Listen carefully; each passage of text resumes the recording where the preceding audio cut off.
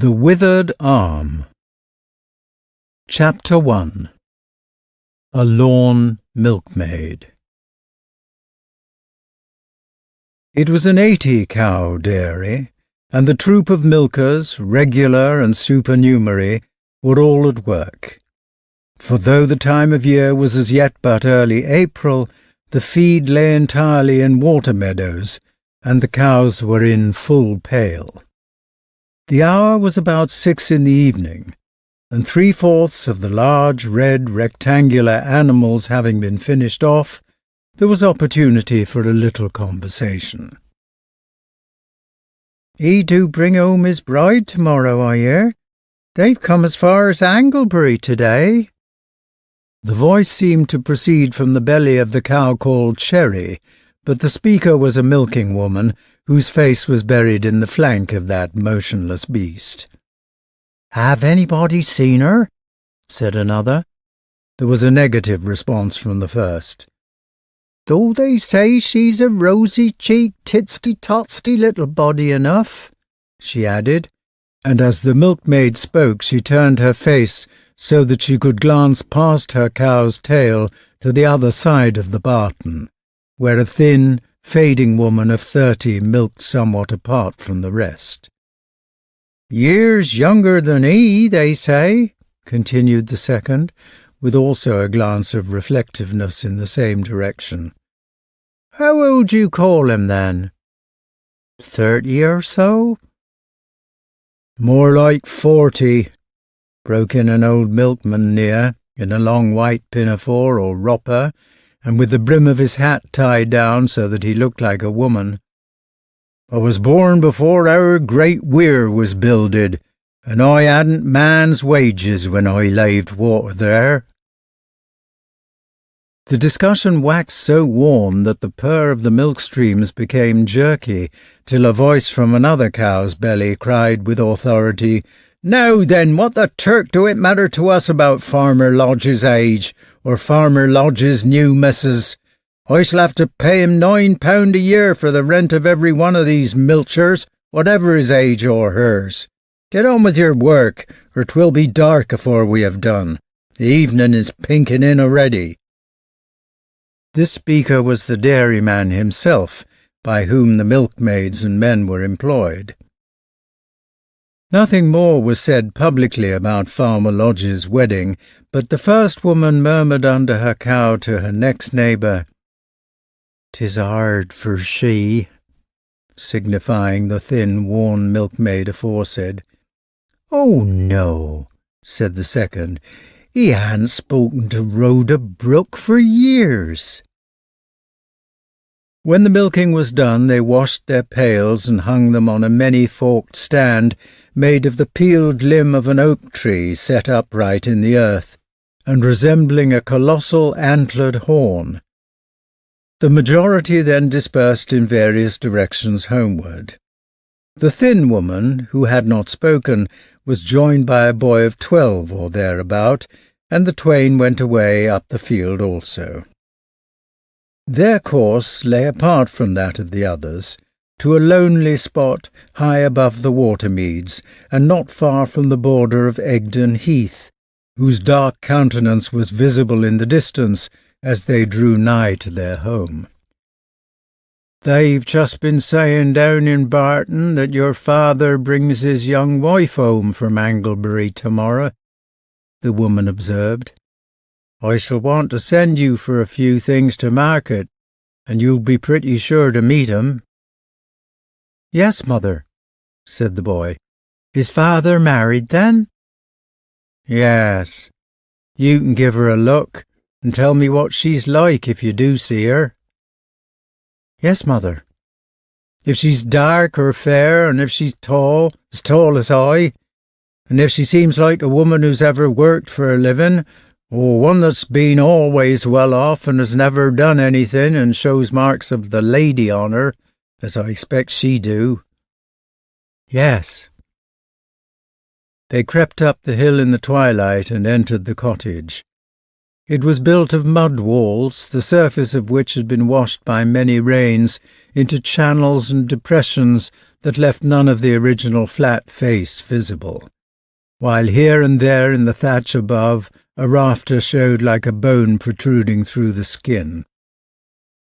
She was kneeling down in the chimney corner before 2 pieces of turf laid together with the heather inwards, blowing at the red-hot ashes with her breath till the turves flamed. The radiance lit her pale cheek and made her dark eyes, that had once been handsome, seem handsome anew. "Yes," she resumed, "see if she's dark or fair, and if you can notice if her hands be white. If not, see if they look as though they'd ever done housework, or a milker's hands like mine." The boy again promised, inattentively this time, his mother not observing that he was cutting a notch with his pocket-knife in the beech-back chair. Chapter 2. The Young Wife. The road from Anglebury to Holmstoke is in general level, but there is one place where a sharp ascent breaks its monotony. Farmers homeward bound from the former market town, who trot all the rest of the way, walk their horses up this short incline. The next evening, while the sun was yet bright, a handsome new gig with a lemon-coloured body and red wheels was spinning westward along the level highway at the heels of a powerful mare. The driver was a yeoman in the prime of life, cleanly shaven like an actor, his face being toned to that bluish-vermilion hue which so often graces a thriving farmer's features when returning home after successful dealings in the town. Beside him sat a woman, many years his junior, almost indeed a girl. Her face, too, was fresh in colour, but it was of a totally different quality, soft and evanescent, like the light under a heap of rose-petals.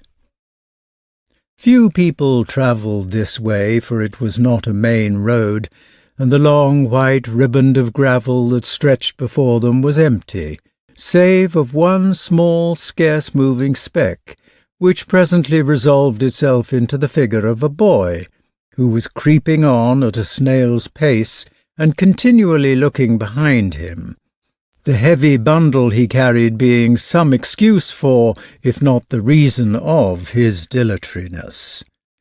When the bouncing gig party slowed at the bottom of the incline above mentioned, the pedestrian was only a few yards in front.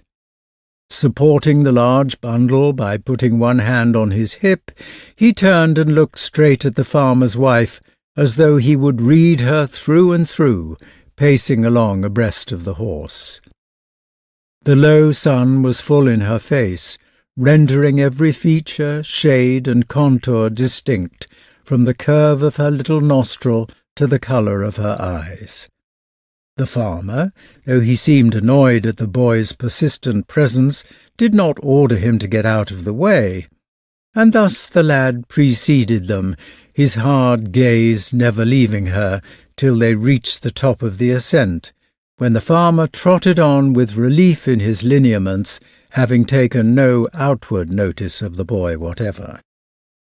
"How that poor lad stared at me," said the young wife. "Yes, dear, I saw that he did." "He is one of the village, I suppose?" "One of the neighbourhood. I think he lives with his mother a mile or 2 off." "He knows who we are, no doubt." "Oh, yes. You must expect to be stared at just at first, my pretty Gertrude." "I do, though I think the poor boy may have looked at us in the hope we might relieve him of his heavy load, rather than from curiosity." "Oh, no," said her husband off-handedly. "These country lads will carry 100-weight once they get it on their backs. Besides, his pack had more size than weight in it. Now then, another mile, and I shall be able to show you our house in the distance, if it is not too dark before we get there." The wheels spun round, and particles flew from their periphery as before, till a white house of ample dimensions revealed itself, with farm buildings and ricks at the back. Meanwhile the boy had quickened his pace, and turning up a by-lane some 1.5 miles short of the white farmstead, ascended towards the leaner pastures, and so on to the cottage of his mother. She had reached home after her day's milking at the outlying dairy, and was washing cabbage at the doorway in the declining light.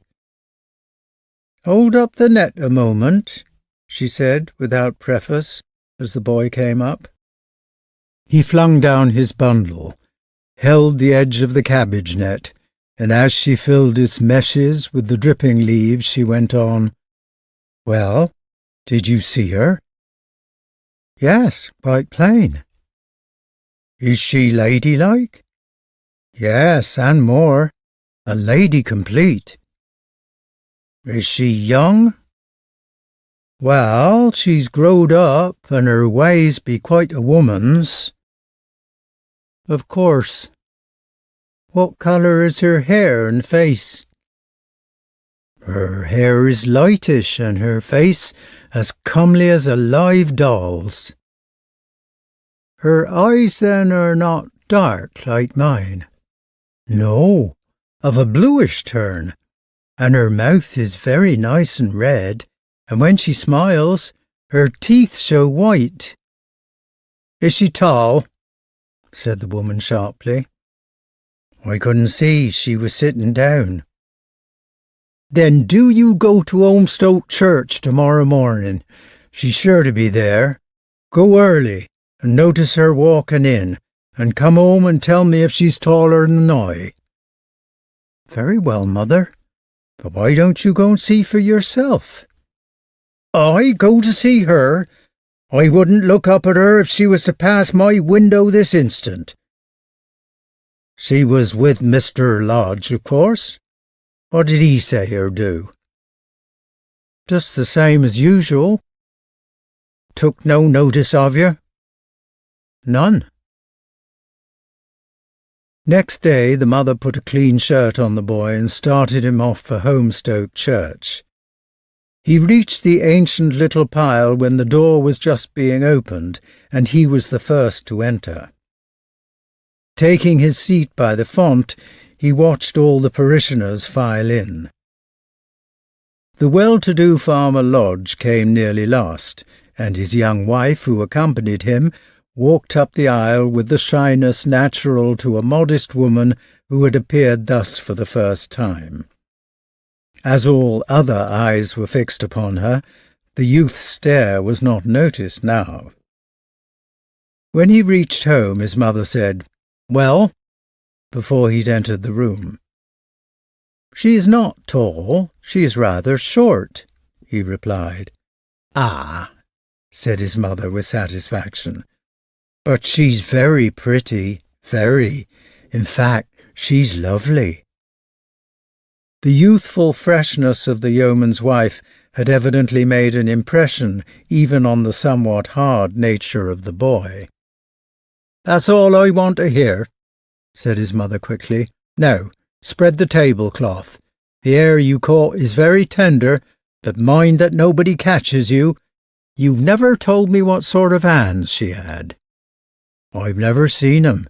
She never took off her gloves." "What did she wear this morning?" "A white bonnet and a silver-coloured gown. It whewed and whistled so loud when it rubbed against the pews that the lady coloured up more'n ever for very shame at the noise, and pulled it in to keep it from touching. But when she pushed into her seat, it whewed more than ever. Mr. Lodge, he seemed pleased, and his waistcoat stuck out, and his great golden seals hung like a lord's, but she seemed to wish her noisy gowned anywhere but on her." "Not she. However, that'll do now." These descriptions of the newly married couple were continued from time to time by the boy at his mother's request after any chance encounter he had had with them. But Rhoda Brooke, though she might easily have seen young Mrs. Lodge for herself by walking a couple of miles, would never attempt an excursion towards the quarter where the farmhouse lay. Neither did she, at the daily milking in the dairyman's yard on Lodge's outlying second farm, ever speak on the subject of the recent marriage. The dairyman, who rented the cows of Lodge and knew perfectly the tall milkmaid's history, with manly kindness always kept the gossip in the cow barton from annoying Rhoda. But the atmosphere thereabout was full of the subject during the first days of Mrs. Lodge's arrival, and from her boy's description and the casual words of the other milkers, Rhoda Brooke could raise a mental image of the unconscious Mrs. Lodge that was realistic as a photograph. Chapter 3. A Vision. One night, 2 or 3 weeks after the bridal return, when the boy was gone to bed, Rhoda sat a long time over the turf ashes that she had raked out in front of her to extinguish them. She contemplated so intently the new wife, as presented to her in her mind's eye over the embers, that she forgot the lapse of time. At last, wearied with her day's work, she too retired. But the figure which had occupied her so much during this and the previous days was not to be banished at night. For the first time, Gertrude Lodge visited the supplanted woman in her dreams. Rhoda Brooke dreamed, since her assertion that she really saw before falling asleep was not to be believed, that the young wife in the pale silk dress and white bonnet, but with features shockingly distorted and wrinkled as by age, was sitting upon her chest as she lay. The pressure of Mrs. Lodge's person grew heavier. The blue eyes peered cruelly into her face, and then the figure thrust forward its left hand mockingly, so as to make the wedding ring it wore glitter in Rhoda's eyes. Maddened mentally, and nearly suffocated by pressure, the sleeper struggled. The incubus, still regarding her, withdrew to the foot of the bed, only, however, to come forward by degrees, resume her seat, and flash her left hand as before. Gasping for breath, Rhoda, in a last desperate effort, swung out her right hand, seized the confronting spectre by its obtrusive left arm, and whirled it backward to the floor, starting up herself as she did so with a low cry. "Oh, merciful heaven!" she cried, sitting on the edge of the bed in a cold sweat. "That was not a dream! She was here!" She could feel her antagonist's arm within her grasp even now, the very flesh and bone of it as it seemed. She looked on the floor, whither she had whirled the spectre, but there was nothing to be seen. Rhoda Brooke slept no more that night, and when she went milking at the next dawn, they noticed how pale and haggard she looked. The milk that she drew quivered into the pail. Her hand had not calmed even yet, and still retained the feel of the arm. She came home to breakfast as wearily as if it had been supper time. "What was that noise in your chimmer, mother, last night?" said her son. "You fell off the bed, surely." "Did you hear anything fall? At what time?" "Just when the clock struck 2. She could not explain, and when the meal was done, went silently about her household work, the boy assisting her, for he hated going afield on the farms, and she indulged his reluctance. Between 11 and 12 the garden gate clicked, and she lifted her eyes to the window. At the bottom of the garden, within the gate, stood the woman of her vision. Rhoda seemed transfixed. "Ah, she said she would come," exclaimed the boy, also observing her. "Said so? When? How does she know us?" "I have seen and spoken to her. I talked to her yesterday." "I told you," said the mother, flushing indignantly, "never to speak to anybody in that house, or go near the place." "I did not speak to her till she spoke to me, and I did not go near the place. I met her in the road." "What did you tell her?" "Nothing. She said, 'Are you the poor boy who had to bring the heavy load from market?' And she looked at my boots and said they would not keep my feet dry if it came on wet, because they were so cracked. I told her I lived with my mother, and we had enough to do to keep ourselves, and that's how it was. And she said then, 'I'll come and bring you some better boots and see your mother.' She gives away things to other folks in the meads besides us." Mrs. Lodge was by this time close to the door, not in her silk as Rhoda had seen her in the bedchamber, but in a morning hat and gown of common light material, which became her better than silk. On her arm she carried a basket. The impression remaining from the night's experience was still strong. Brooke had almost expected to see the wrinkles, the scorn, and the cruelty on her visitor's face. She would have escaped an interview had escape been possible. There was, however, no back door to the cottage, and in an instant the boy had lifted the latch to Mrs. Lodge's gentle knock. "I see I have come to the right house," said she, glancing at the lad and smiling, "but I was not sure till you opened the door." The figure and action were those of the phantom, but her voice was so indescribably sweet, her glance so winning, her smile so tender, so unlike that of Rhoda's midnight visitant, that the latter could hardly believe the evidence of her senses. She was truly glad that she had not hidden away in sheer aversion as she had been inclined to do.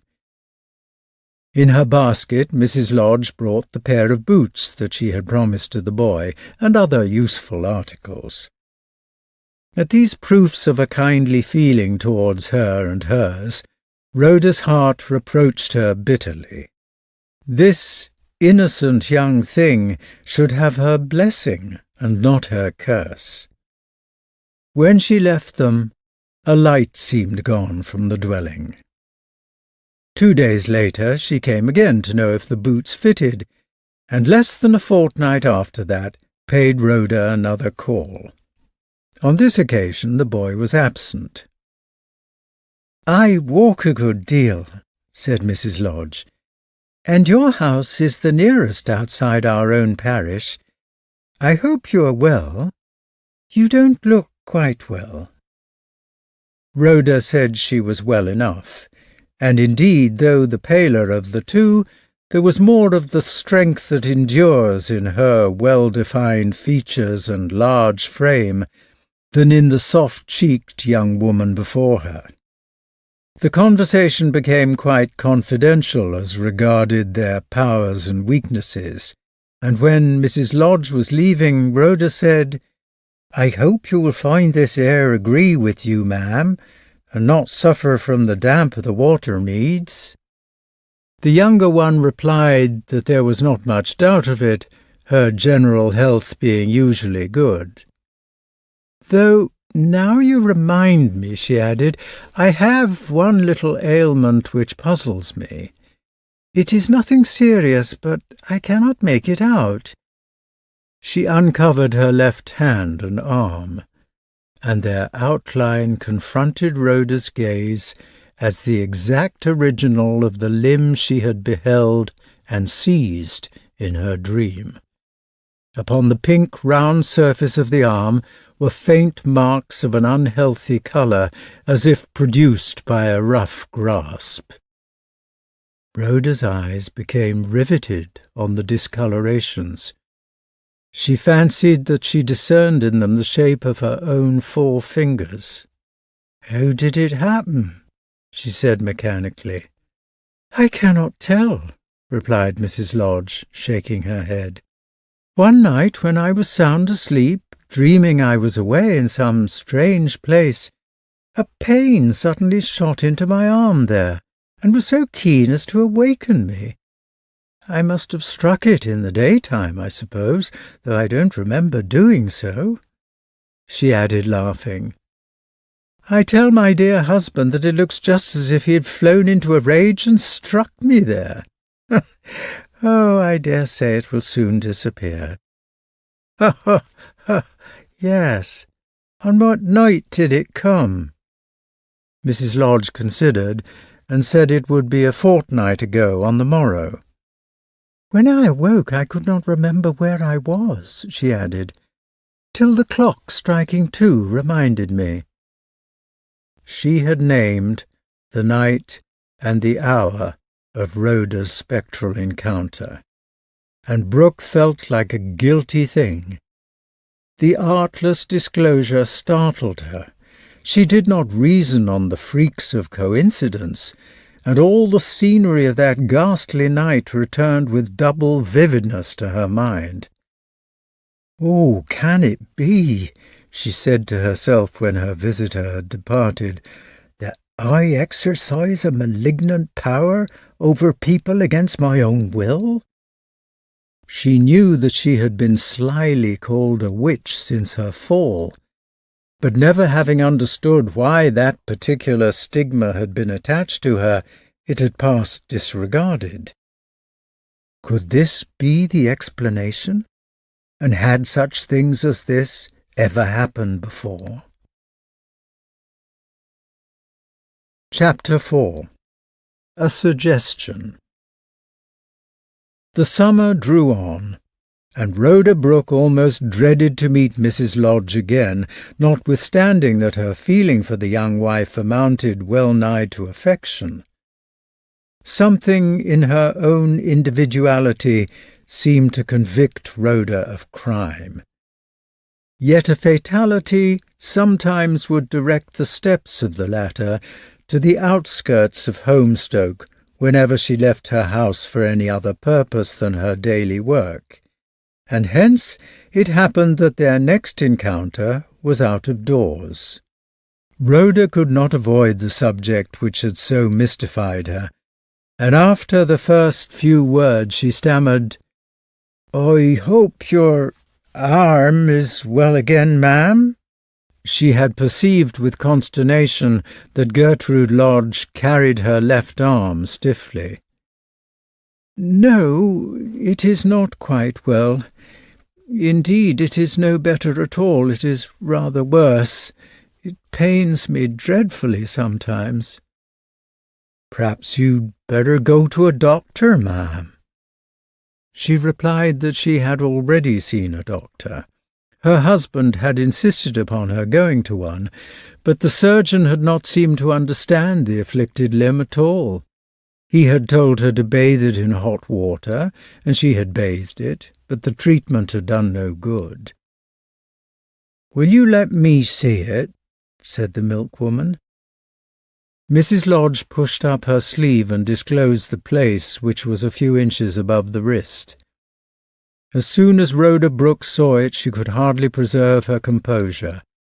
There was nothing of the nature of a wound, but the arm at that point had a shriveled look, and the outline of the 4 fingers appeared more distinct than at the former time. Moreover, she fancied that they were imprinted in precisely the relative position of her clutch upon the arm in the trance, the first finger towards Gertrude's wrist and the 4th towards her elbow. What the impress resembled seemed to have struck Gertrude herself since their last meeting.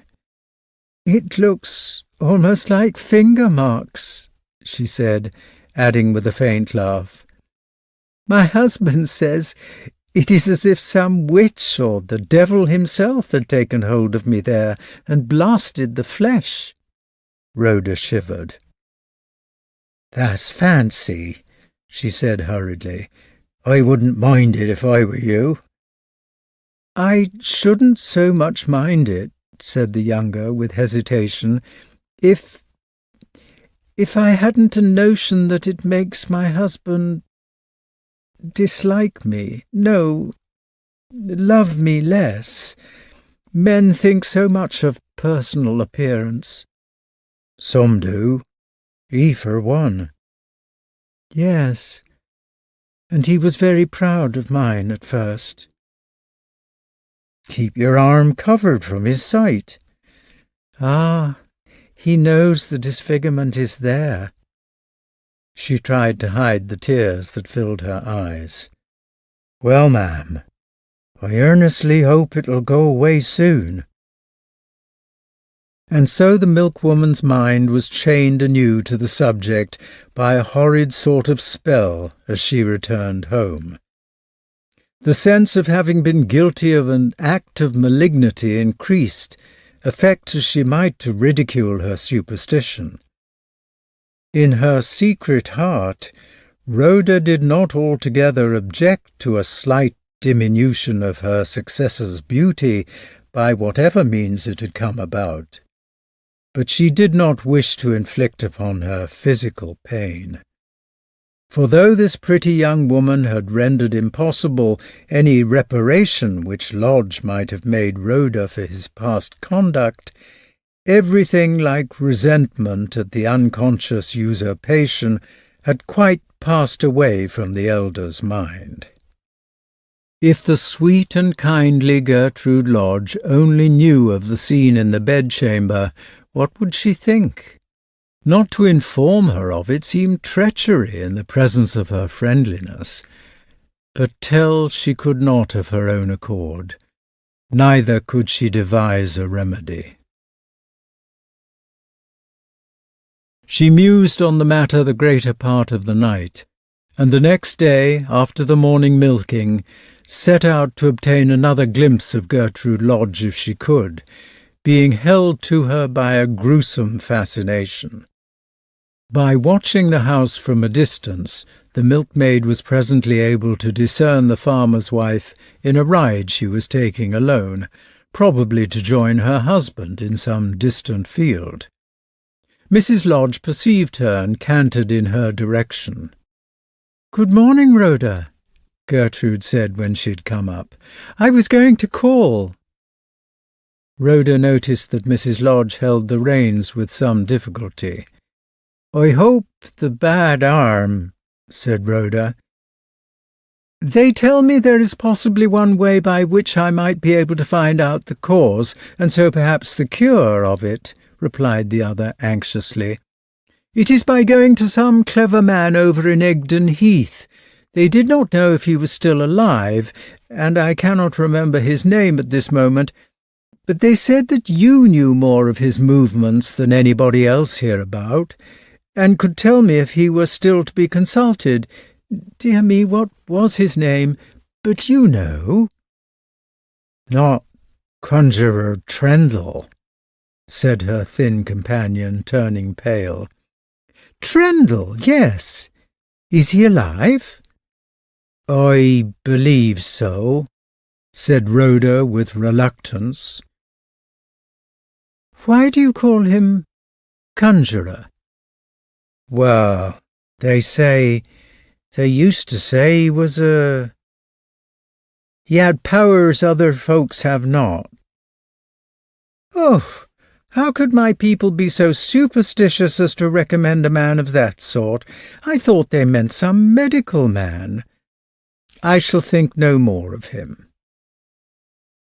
Rhoda looked relieved, and Mrs. Lodge rode on.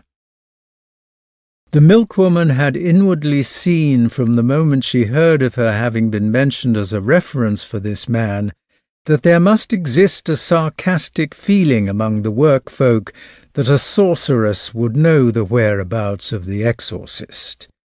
They suspected her, then. A short time ago this would have given no concern to a woman of her common sense, but she had a haunting reason to be superstitious now, and she had been seized with sudden dread that this conjurer Trendle might name her as the malignant influence which was blasting the fair person of Gertrude, and so lead her friend to hate her forever, and to treat her as some fiend in human shape. But all was not over.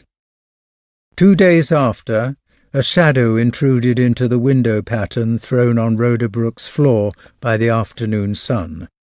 The woman opened the door at once, almost breathlessly. "Are you alone?" said Gertrude. She seemed to be no less harassed and anxious than Brooke herself. "Yes," said Rhoda. "The place on my arm seems worse, and troubles me," the young farmer's wife went on.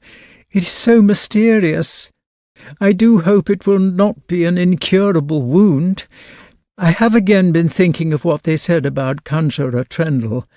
I don't really believe in such men, but I should not mind just visiting him from curiosity, though on no account must my husband know.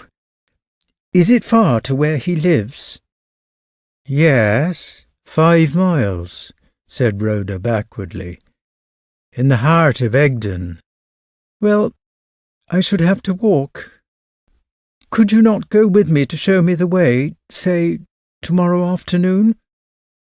"Oh, not I, that is," the milkwoman murmured, with a start of dismay. Again the dread seized her that something to do with her fierce act in the dream might be revealed, and her character in the eyes of the most useful friend she had ever had be ruined irretrievably. Mrs. Lodge urged, and Rhoda finally assented, though with much misgiving. Sad as the journey would be to her, she could not conscientiously stand in the way of a possible remedy for her patron's strange affliction. It was agreed that to escape suspicion of their mystic intent, they should meet at the edge of the heath at the corner of a plantation which was visible from the spot where they now stood. Chapter 5. Conjurer Trendle. By the next afternoon, Rhoda would have done anything to escape this inquiry. But she had promised to go. Moreover, there was a horrid fascination at times in becoming instrumental in throwing such possible light on her own character as would reveal her to be something greater in the occult world than she had ever herself suspected. She started just before the time of day mentioned between them, and half an hour's brisk walking brought her to the southeastern extension of the Egdon tract of country where the fir plantation was. A slight figure, cloaked and veiled, was already there. Rhoda recognized almost with a shudder that Mrs. Lodge bore her left arm in a sling. They hardly spoke to each other, and immediately set out on their climb into the interior of this solemn country, which stood high above the rich alluvial soil they had left half an hour before. It was a long walk. Thick clouds made the atmosphere dark, though it was as yet only early afternoon, and the wind howled dismally over the hills of the heath, not improbably the same heath which had witnessed the agony of the Wessex king Ina, presented to after ages as Lear. Gertrude Lodge talked most, Rhoda replying with monosyllabic preoccupation. She had a strange dislike to walking on the side of her companion where hung the afflicted arm, moving round to the other when inadvertently near it. Much heather had been brushed by their feet when they descended upon a cart track, beside which stood the house of the man they sought. He did not profess his remedial practices openly, or care anything about their continuance, his direct interests being those of a dealer in furs, turf, sharp sand, and other local products. Indeed, he affected not to believe largely in his own powers, and when warts that had been shown him for cure miraculously disappeared, which it must be owned they infallibly did, he would say lightly, "Oh, I only drink a glass of grog upon 'em, perhaps it's all chance," and immediately turn the subject. He was at home when they arrived, having in fact seen them descending into his valley. He was a grey-bearded man with a reddish face, and he looked singularly at Rhoda the first moment he beheld her. Mrs. Lodge told him her errand, and then, with words of self-disparagement, he examined her arm. "Medicine can't cure it," he said promptly.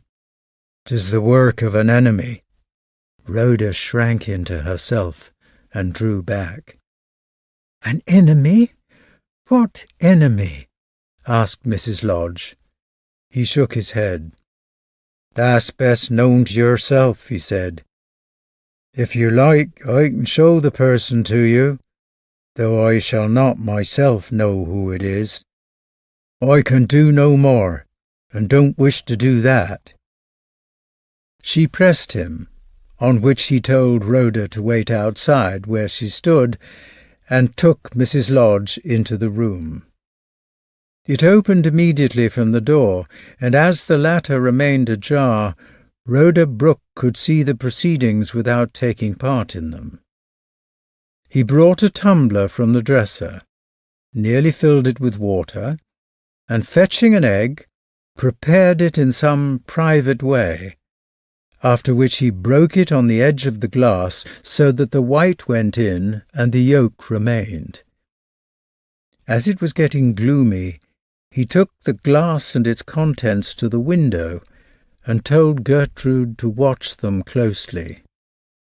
They leant over the table together, and the milkwoman could see the opaline hue of the egg fluid changing form as it sank in the water, but she was not near enough to define the shape that it assumed. "Do you catch the likeness of any face or figure as you look?" demanded the conjurer of the young woman. She murmured a reply, in tones so low as to be inaudible to Rhoda, and continued to gaze intently into the glass. Rhoda turned and walked a few steps away. When Mrs. Lodge came out, and her face was met by the light, it appeared exceedingly pale as Rhoda's, against the sad dun shades of the upland's garniture. Trendle shut the door behind her, and they at once started homeward together.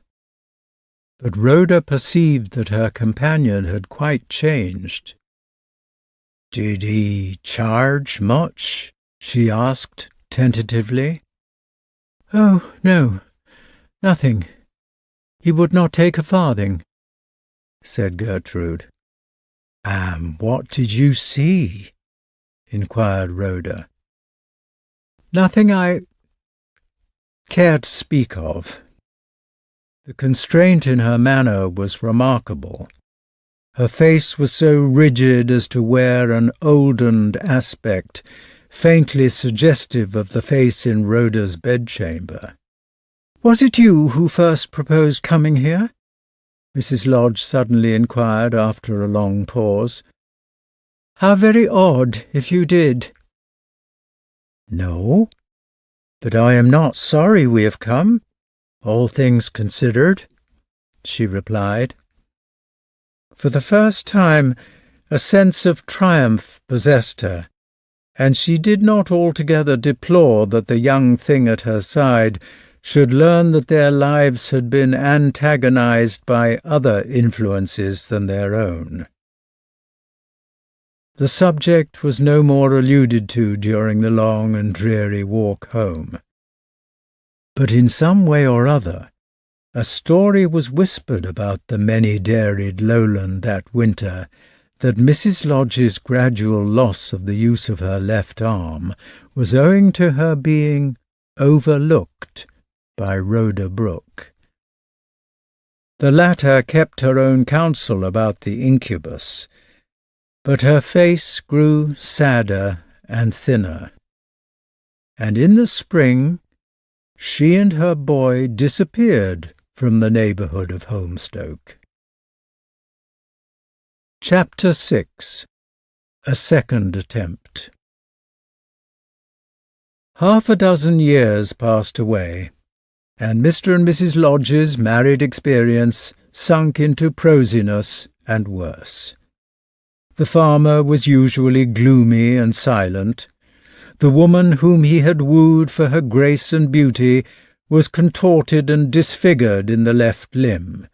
Moreover, she had brought him no child, which rendered it likely that he would be the last of a family who had occupied that valley for some 200 years.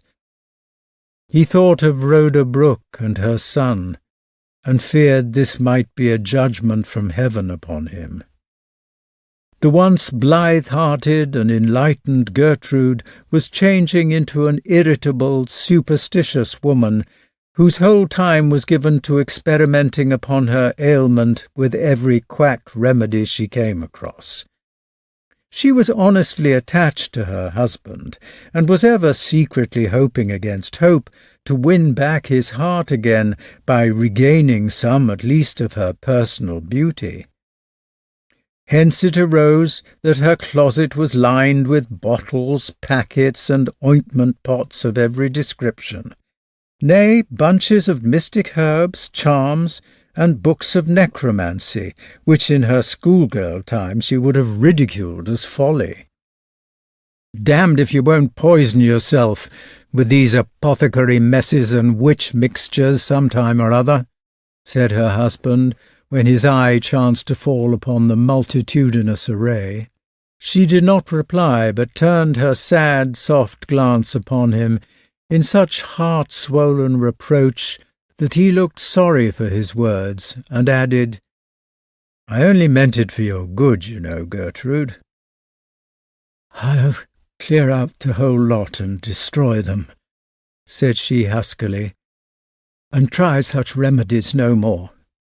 "You want somebody to cheer you," he observed. "I once thought of adopting a boy, but he is too old now, and he has gone away, I don't know where." She guessed to whom he alluded, for Rhoda Brooke's story had in the course of years become known to her, though not a word had ever passed between her husband and herself on the subject. Neither had she ever spoken to him of her visit to Conjuror Trendle, and of what was revealed to her, or she thought was revealed to her, by that solitary Heath man. She was now 25, but she seemed older.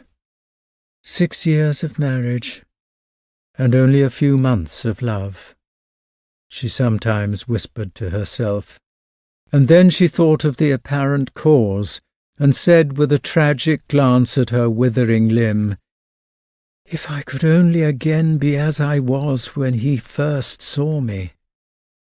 She obediently destroyed her nostrums and charms, but there remained a hankering wish to try something else, some other sort of cure altogether. She had never revisited Trendle since she had been conducted to the house of the solitary by Rhoda against her will, but it now suddenly occurred to Gertrude that she would, in a last desperate effort at deliverance from this seeming curse, again seek out the man, if he yet lived. He was entitled to a certain credence, for the indistinct form he had raised in the glass had undoubtedly resembled the only woman in the world who, as she now knew, though not then, could have a reason for bearing her ill will. The visit should be paid. This time she went alone, though she nearly got lost on the heath and roamed a considerable distance out of her way. Trendle's house was reached at last, however. He was not indoors, and instead of waiting at the cottage, she went to where his bent figure was pointed out to her at work a long way off. Trendle remembered her, and laying down the handful of furze roots which he was gathering and throwing into a heap, he offered to accompany her in her homeward direction, as the distance was considerable and the days were short. So they walked together, his head bowed nearly to the earth, and his form of a colour with it. "You can send away warts and other excrescences, I know," she said. "Why can't you send away this?" And the arm was uncovered. "You think too much of my powers," said Trendle, "and I am old and weak now, too. No, no. It is too much for me to attempt in my own person. What have you tried?" She named to him some of the 100 medicaments and counterspells which she had adopted from time to time. He shook his head. "Some were good enough," he said approvingly, "but not many of them for such as this. This is of the nature of a blight, not of the nature of a wound, and if you ever do throw it off, it'll be all at once." "If I only could." "There's only one chance of doing it known to me. It has never failed in kindred afflictions, that I can declare. But it is hard to carry out, and specially for a woman." "Tell me," said she.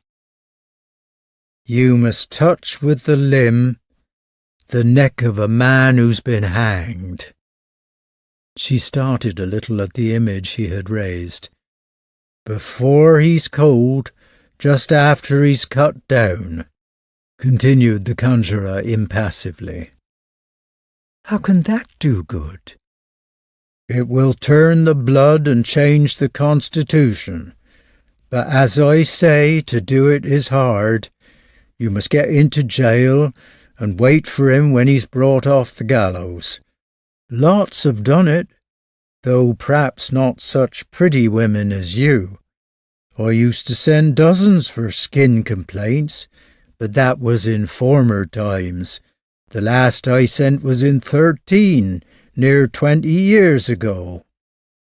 He had no more to tell her, and when he had put her into a straight track homeward, turned and left her, refusing all money as at first. Chapter 7. A Ride. The communication sank deep into Gertrude's mind. Her nature was rather a timid one, and probably of all remedies that the White Wizard could have suggested, there was not one which would have filled her with so much aversion as this, not to speak of the immense obstacles in the way of its adoption. Casterbridge, the county town, was 12 or 15 miles off, and though in those days when men were executed for horse-stealing, arson, and burglary, an assize seldom passed without a hanging, it was not likely that she could get access to the body of the criminal unaided, and the fear of her husband's anger made her reluctant to breathe a word of Trendle's suggestion to him or to anybody about him. She did nothing for months, and patiently bore her disfigurement as before.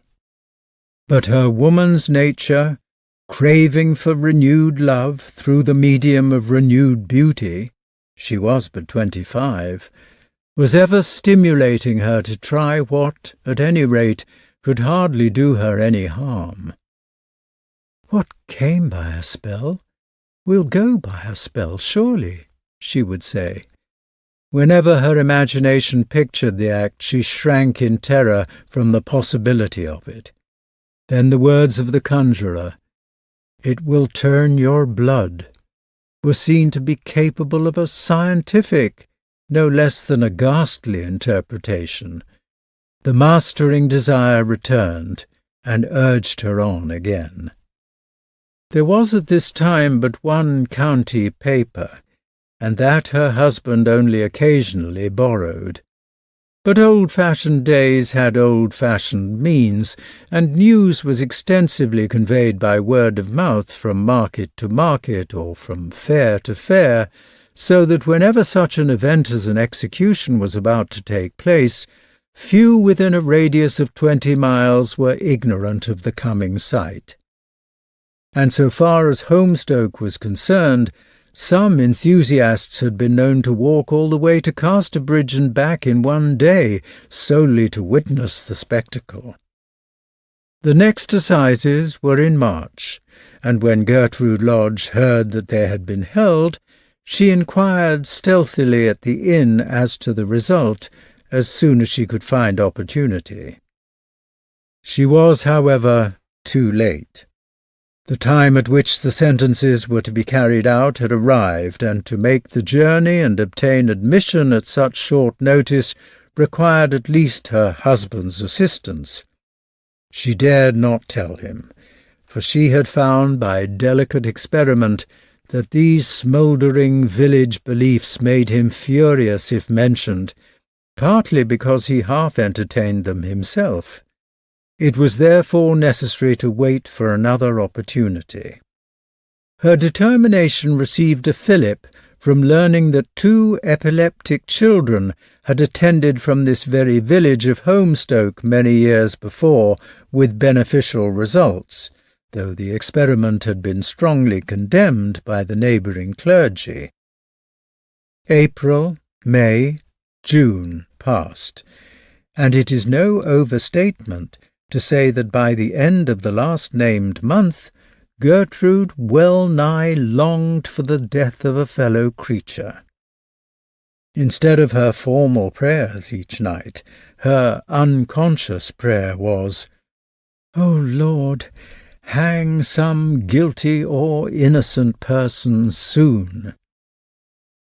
This time she made earlier inquiries, and was altogether more systematic in her proceedings. Moreover, the season was summer, between the haymaking and the harvest, and in the leisure thus afforded him, her husband had been holiday-taking away from home. The assizes were in July, and she went to the inn as before. There was to be one execution, only one, for arson. Her greatest problem was not how to get to Casterbridge, but what means she should adopt for obtaining admission to the jail. Though access for such purposes had formerly never been denied, the custom had fallen into desuetude, and in contemplating her possible difficulties, she was again almost driven to fall back upon her husband. But on sounding him about the assizes, he was so uncommunicative, so more than usually cold, that she did not proceed, and decided that whatever she did, she would do alone. Fortune, obdurate hitherto, showed her unexpected favour. On the Thursday before the Saturday fixed for the execution, Lodge remarked to her that he was going away from home for another day or 2 on business at a fair, and that he was sorry he could not take her with him. She exhibited on this occasion so much readiness to stay at home that he looked at her in surprise. Time had been when she would have shown deep disappointment at the loss of such a jaunt. However, he lapsed into his usual taciturnity, and on the day named left Holmstoke. It was now her turn. She at first had thought of driving, but on reflection held that driving would not do, since it would necessitate her keeping to the turnpike road, and so increase by tenfold the risk of her ghastly errand being found out. She decided to ride and avoid the beaten track, notwithstanding that in her husband's stables there was no animal just at present which by any stretch of imagination could be considered a lady's mount, in spite of his promise before marriage to always keep a mare for her. He had, however, many cart horses, fine ones of their kind, and among the rest was a serviceable creature, an equine Amazon, with a back as broad as a sofa, on which Gertrude had occasionally taken an airing when unwell. This horse she chose. On Friday afternoon one of the men brought it round. She was dressed, and before going down, looked at her shrivelled arm. "Ah," she said to it, "if it had not been for you, this terrible ordeal would have been saved me." When strapping up the bundle in which she carried a few articles of clothing, she took occasion to say to the servant, "I take these in case I should not get back tonight from the person I am going to visit. Don't be alarmed if I am not in by 10, and close up the house as usual. I shall be at home tomorrow for certain." She meant then to privately tell her husband. The deed accomplished was not like the deed projected. He would almost certainly forgive her. And then the pretty, palpitating Gertrude Lodge went from her husband's homestead.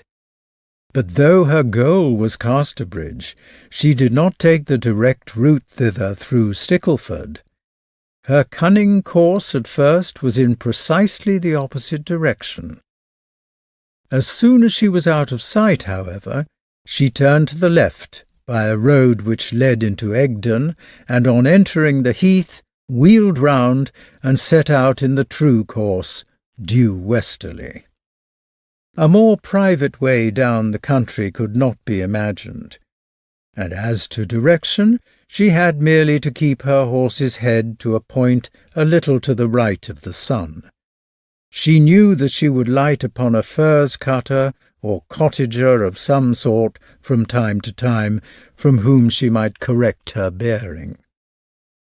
Though the date was comparatively recent, Egdon was much less fragmentary in character than now.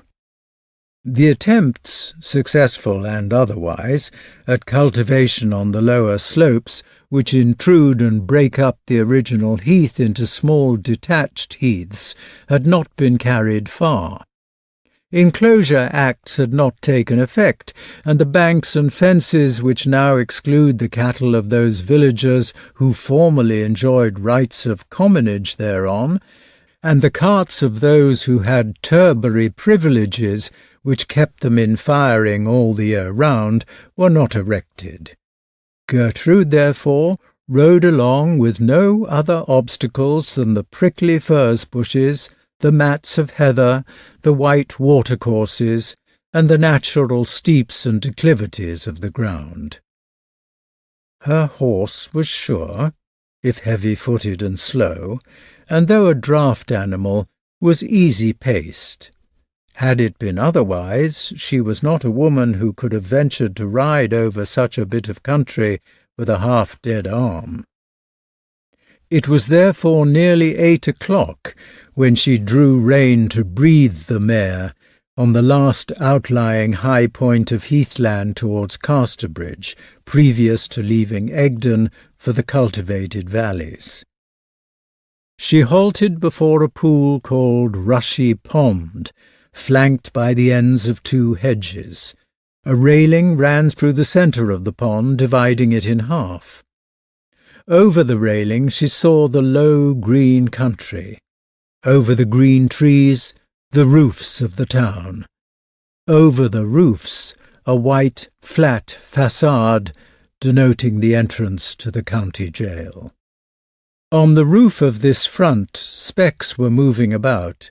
They seemed to be workmen erecting something. Her flesh crept. She descended slowly and was soon amid cornfields and pastures.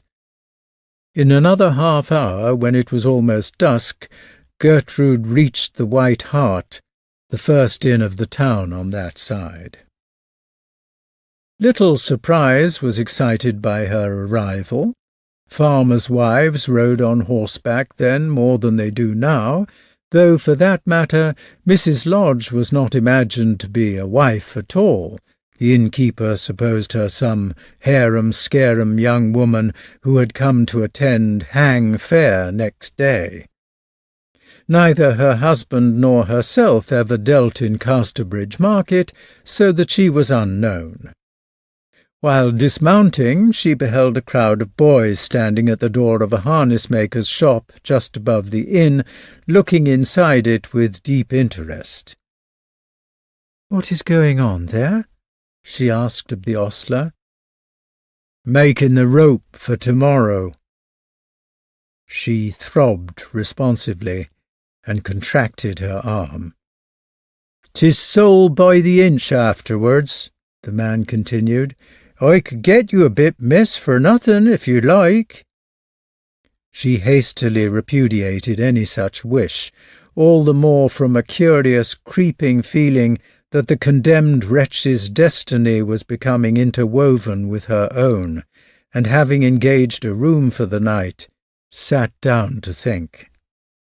Up to this time, she had formed but the vaguest notions about her means of obtaining access to the prison. The words of the cunning man returned to her mind. He had implied that she should use her beauty, impaired though it was, as a pass-key. In her inexperience, she knew little about jail functionaries. She had heard of a high sheriff and an under-sheriff, but dimly only. She knew, however, that there must be a hangman, and to the hangman she determined to apply. Chapter 8. A Waterside Hermit. At this date, and for several years after, there was a hangman to almost every jail. Gertrude found, on inquiry, that the Casterbridge official dwelt in a lonely cottage by a deep, slow river flowing under the cliff on which the prison buildings were situate, the stream being the self-same one, though she did not know it, which watered the Stickleford and Holmstoke meads lower down in its course. Having changed her dress, and before she had eaten or drunk, for she could not take her ease till she had ascertained some particulars, Gertrude pursued her way by a path along the waterside to the cottage indicated. Passing thus the outskirts of the jail, she discerned on the level roof over the gateway 3 rectangular lines against the sky, where the specks had been moving in her distant view. She recognized what the erection was, and passed quickly on. Another 100 yards brought her to the executioner's house, which a boy pointed out. It stood close to the same stream, and was hard by a weir, the waters of which emitted a steady roar. While she stood hesitating, the door opened, and an old man came forth shading a candle with one hand. Locking the door on the outside, he turned to a flight of wooden steps fixed against the end of the cottage, and began to ascend them, this being evidently the staircase to his bedroom. Gertrude hastened forward, but by the time she reached the foot of the ladder, he was at the top. She called to him loudly enough to be heard above the roar of the weir. He looked down and said, "What do you want here?" "To speak to you a minute." The candlelight, such as it was, fell upon her imploring, pale, upturned face, and Davis, as the hangman was called, backed down the ladder. "I was just going to bed," he said. "Early to bed and early to rise. I don't mind stopping a minute for such a one as you. Come into house." He reopened the door and preceded her to the room within. The implements of his daily work, which was that of a jobbing gardener, stood in a corner, and seeing probably that she looked rural, he said, "If you want me to undertake country work, I can't come, for I never leave Casterbridge for gentle nor simple, not I. My real calling is officer of justice," he added formally. Yes, that's it. Tomorrow." "Ah, I thought so. Well, what's the matter about that? 'Tis no use to come here about the knot. Folks do come continually, but I tell 'em one knot is as merciful as another if you keep it under the ear. Is the unfortunate man a relation, or should I say, perhaps, looking at her dress, a person who's been in your employ?" "No. What time is the execution?" "The same as usual, 12 o'clock, or as soon after as the London mail coach gets in. We always wait for that in case of a reprieve." "Oh, a reprieve. I hope not," she said involuntarily. "Well, as a matter of business, so do I. But still, if ever a young fellow deserved to be let off, this one does. Only just turned 18, and only present by chance when the rick was fired. Howsomever, there's not much risk of it, as they're obliged to make an example of him. There haven't been so much destruction of property that way lately." "I mean," she explained, "that I want to touch him for a charm, a cure of an affliction, by the advice of a man who has proved the virtue of the remedy." "Oh, yes, miss, now I understand. I've had such people come in past years. But it didn't strike me that you looked of a sort to require blood-turning. What's the complaint? The wrong kind for this, I'll be bound." "My arm." She reluctantly showed the withered skin. "Ah, 'tis all a scram," said the hangman, examining it. "Yes," said she. "Well," he continued with interest, "that is the class of subject I'm bound to admit. I like the look of the place. It is truly as suitable for the cure as any I ever saw. 'Twas a knowing man that sent he, whoever he was." "You can contrive for me all that's necessary," she said breathlessly. "You should really have gone to the governor of the jail and your doctor with ye, and given your name and address. That's how it used to be done, if I recollect. Still, p'raps I can manage it for a trifling fee." "Oh, thank you. I would rather do it this way, as I should like it kept private." "Lover not to know, eh?" "No, husband." "Aha! Very well. I'll get ye a touch of the corpse." "Where is it now?" she said, shuddering. "It? He, you mean? He's living yet. Just inside that little small winder up there in the glum." He signified the jail on the cliff above. She thought of her husband and her friends. "Yes, of course," she said. "And how am I to proceed?" He took her to the door. "Now, do you be waiting at the little wicket in the wall that you'll find up there in the lane, not later than 1 o'clock. I will open it from the inside, as I shan't come home to dinner till he's cut down. Good night. Be punctual, and if you don't want anybody to know ye, wear a veil." "Ah, once I had such a daughter as you." She went away and climbed the path above to assure herself that she would be able to find the wicket next day. Its outline was soon visible to her, a narrow opening in the outer wall of the prison precincts. The steep was so great that, having reached the wicket, she stopped a moment to breathe, and looking back upon the waterside cot, saw the hangman again ascending his outdoor staircase. He entered the loft or chamber to which it led, and in a few minutes extinguished his light. The town clock struck 10, and she returned to the White Hart as she had come. Chapter 9. A Re-Encounter. It was 1 o'clock on Saturday.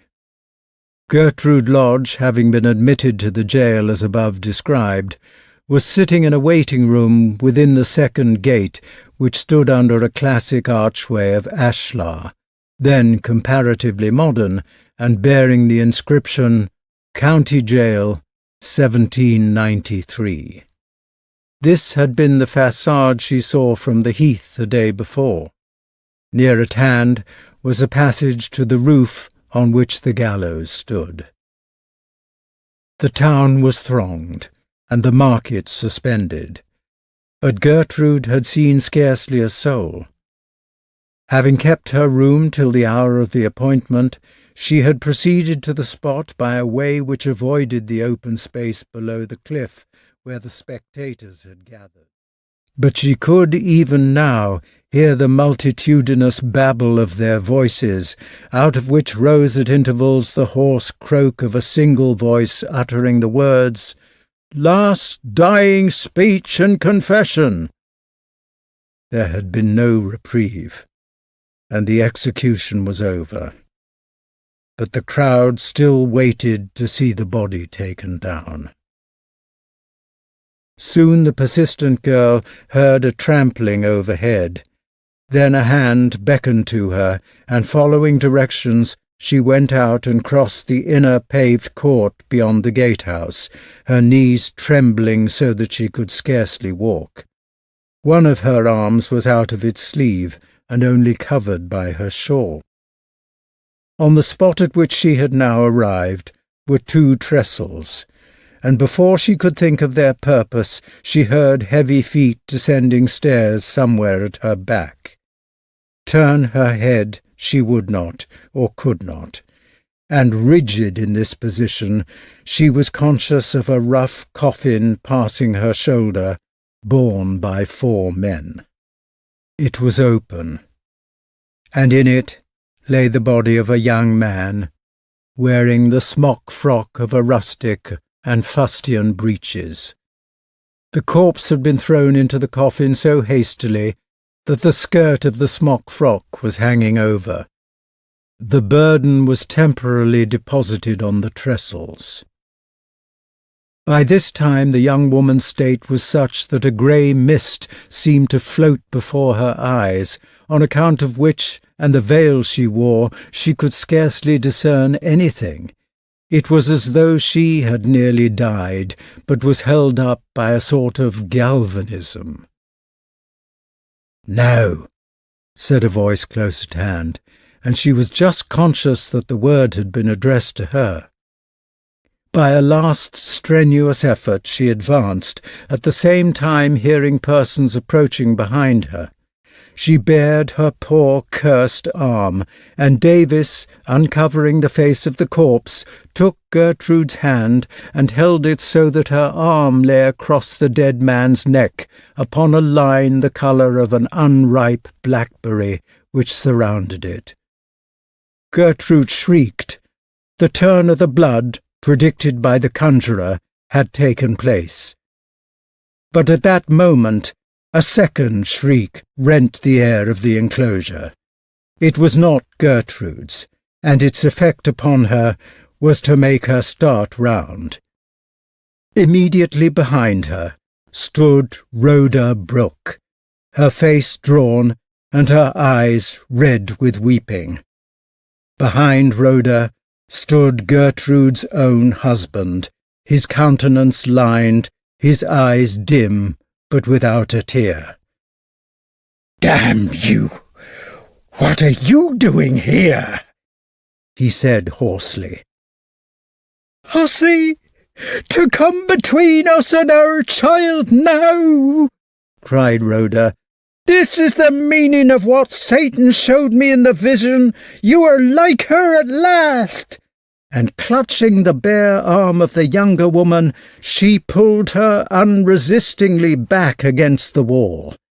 Immediately Brooke had loosened her hold, the fragile young Gertrude slid down against the feet of her husband. When he lifted her up, she was unconscious. The mere sight of the twain had been enough to suggest to her that the dead young man was Rhoda's son. At that time, the relatives of an executed convict had the privilege of claiming the body for burial if they chose to do so, and it was for this purpose that Lodge was awaiting the inquest with Rhoda. He had been summoned by her as soon as the young man was taken in the crime, and at different times since, and he had attended in court during the trial. This was the holiday he had been indulging in of late. The two wretched parents had wished to avoid exposure, and hence had come themselves for the body, a waggon and sheet for its conveyance and covering being in waiting outside.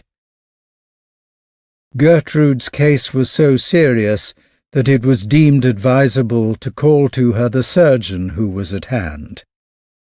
She was taken out of the jail into the town, but she never reached home alive. Her delicate vitality, sapped perhaps by the paralyzed arm, collapsed under the double shock that followed the severe strain, physical and mental, to which she had subjected herself during the previous 24 hours. Her blood had been turned, indeed, too far. Her death took place in the town 3 days after. Her husband was never seen in Casterbridge again, once only in the old market-place at Anglebury, which he had so much frequented, and very seldom in public anywhere. Burdened at first with moodiness and remorse, he eventually changed for the better, and appeared as a chastened and thoughtful man. Soon after attending the funeral of his poor young wife, he took steps towards giving up the farms in Holmstoke and the adjoining parish, and having sold every head of his stock, he went away to Port Bredy at the other end of the county, living there in solitary lodgings till his death 2 years later of a painless decline.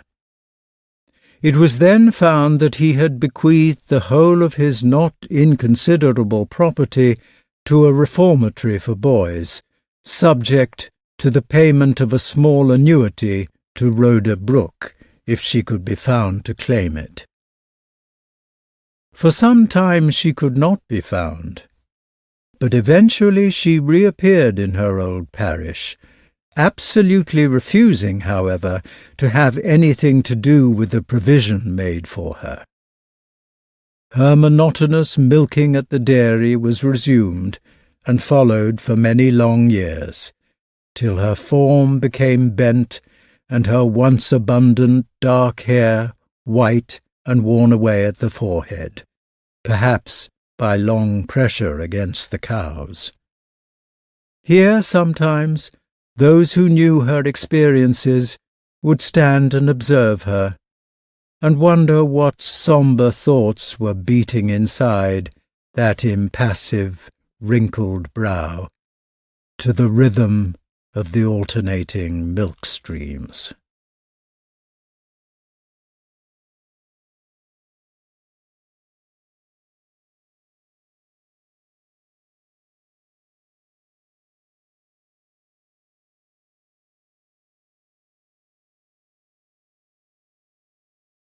Chapter 1. The Milkmaid and the Wife. It was 6 o'clock on a warm April evening, milking time for Farmer Lodge's 80 cows. They stood quietly in the dairy. and the milkmaids were all at work. "They say Farmer Lodge is coming home with his new wife tomorrow," said one milkmaid. "Yes, and she's young and pretty, I hear," a second girl said. She looked past her cow to the other end of the dairy. There was another milkmaid there, a thin, older woman, about 30 years old.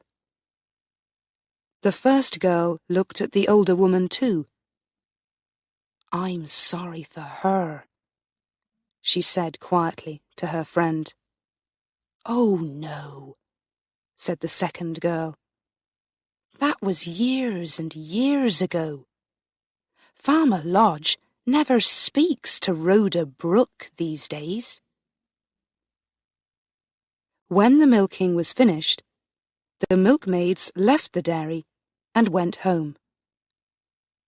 The thin woman, Rhoda Brook, did not walk to the village with the other girls. She went up the hill behind the farm to a little house near the trees. It was a poor house of only 2 rooms, and the roof did not keep the rain out. At the door of the house, the woman met her son, a boy of about 12, and they went inside. "I heard something at the dairy today," the woman said. "Your father is bringing his young wife home tomorrow. I want you to go and look at her." "Yes, mother," said the boy. "Is father married then?" "Yes." "You can go into town and do my shopping for me. And when you see her, there or on the road, look at her carefully." "Yes, mother." "What is she like? I want to know. Is she tall? Is she short? Are her eyes blue or brown or green? Look at the colour of her hair, the colour of her dress, and look at her hands. Does she have small white hands or the hands of a milkmaid, a worker's hands? You must look at all these things and tell me." "Yes, mother," the boy said again. He took a piece of bread from the table and began to eat it.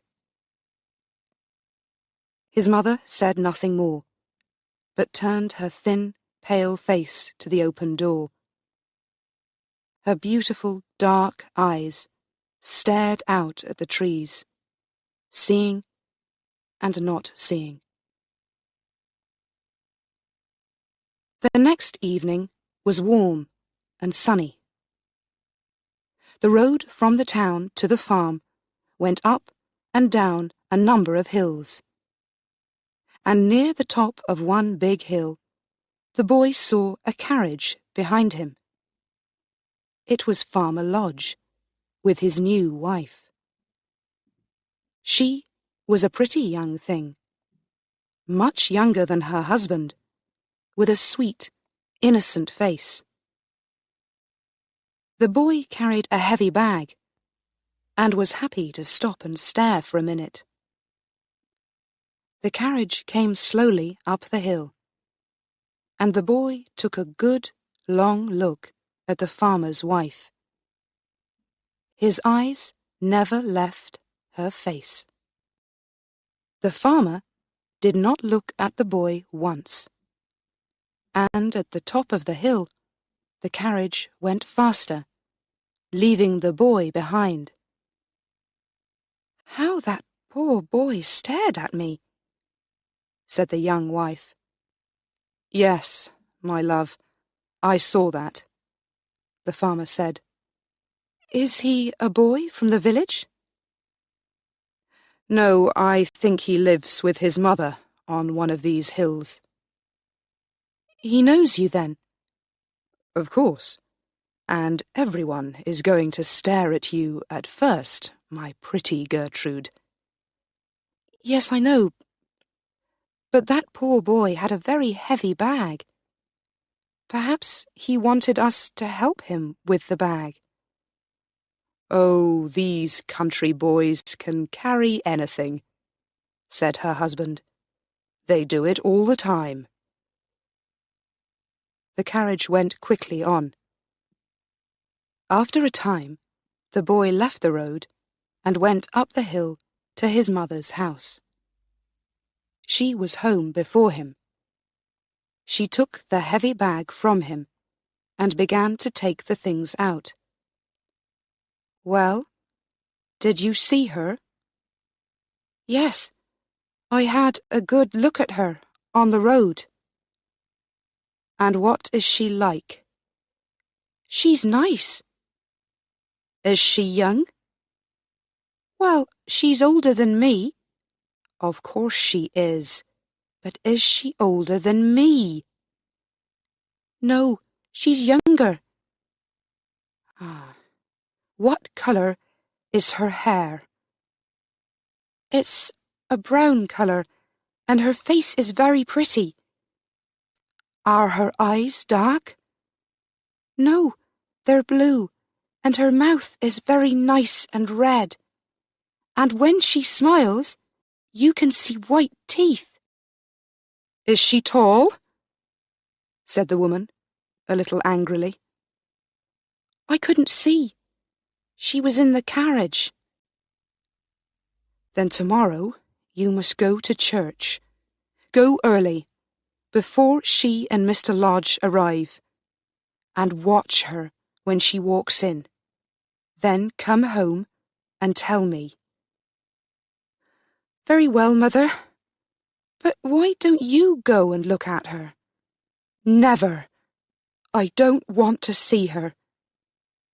"She was with Mr. Lodge, of course.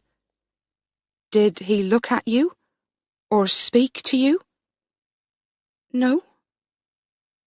The next day, the boy went to church, and waited, and watched. When Mr. and Mrs. Lodge arrived, everybody, not just the boy, stared at the new wife with interest. When the boy reached home, his mother said, "Well?" "She's not tall. She's short," the boy said. "Ah," said his mother, pleased. "But she's very pretty."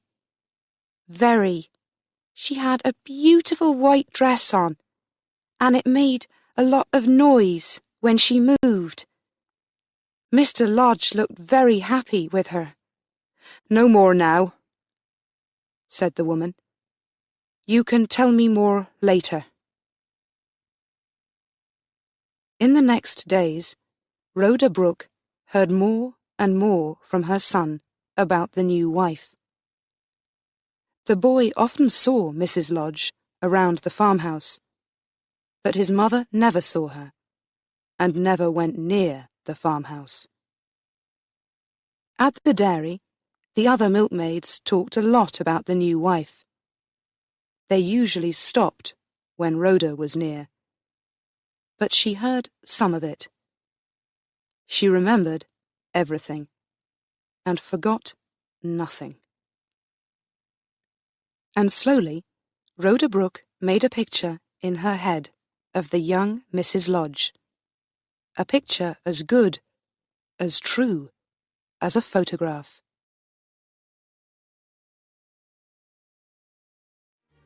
Chapter 2. The Dream. One night, 2 or 3 weeks later, when the boy was in bed, Rhoda Brooke sat by the dying fire in her little house. She stared at the fire for a long time, but she saw only the picture in her head of the new wife. At last, Tired from her day's work, she went to bed. But the picture of Gertrude Lodge did not go away. When Rhoda slept, the young wife was still there in Rhoda's dreams. She sat on Rhoda's body in the bed, staring into Rhoda's face. Her blue eyes were cold, and with a cruel laugh, she put her left hand in front of Rhoda's eyes. There, on the third finger, was her wedding ring. And the phantom of Gertrude Lodge laughed again. Rhoda turned this way and that way, but the phantom was still there. It sat, heavier and heavier, on Rhoda's body, and now Rhoda could not move.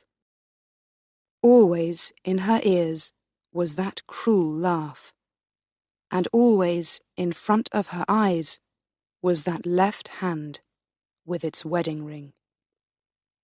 At last, half dead with terror, Rhoda suddenly put out her right hand, took hold of the phantom's left arm, and pulled it hard.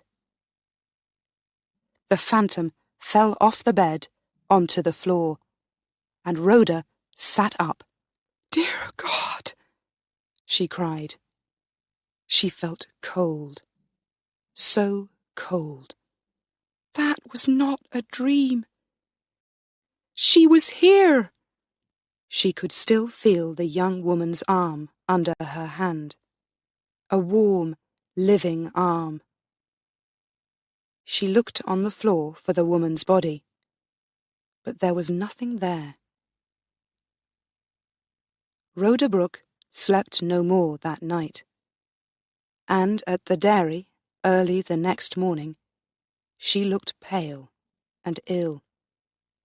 She could not forget the feel of that arm under her hand. When she came home for breakfast, her son asked her, "What was that noise in your room last night, Mother? Did you fall off the bed?" "Noise? What time did you hear it?" "About 2 o'clock. But what was it, Mother? Something fell. I heard it. Was it you?" Rhoda did not answer, and after breakfast she began to do her work in the house. At about midday, she heard something, and looked out of the window. At the bottom of the garden stood a woman, the woman from her dream. Rhoda stood still and stared.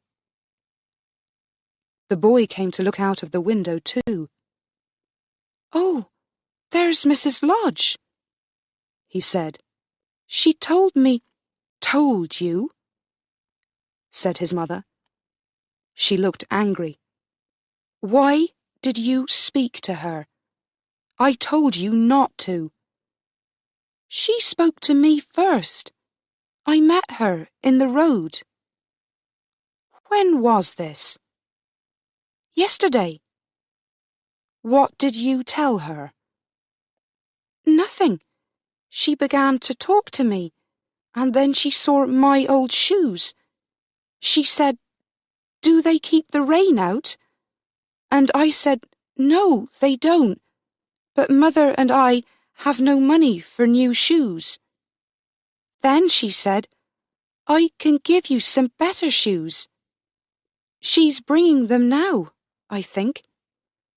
Perhaps they're in her bag. She's very nice, Mother. She gives things to lots of people." By now, Mrs. Lodge was at the door.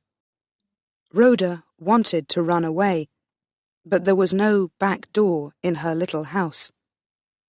So she waited, and the boy ran to open the door. "This is the right house, then?" said Mrs. Lodge, smiling at the boy.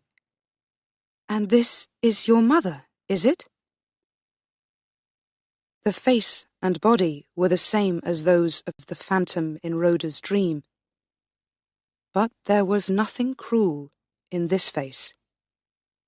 The blue eyes were warm, and the smile was sweet and kind.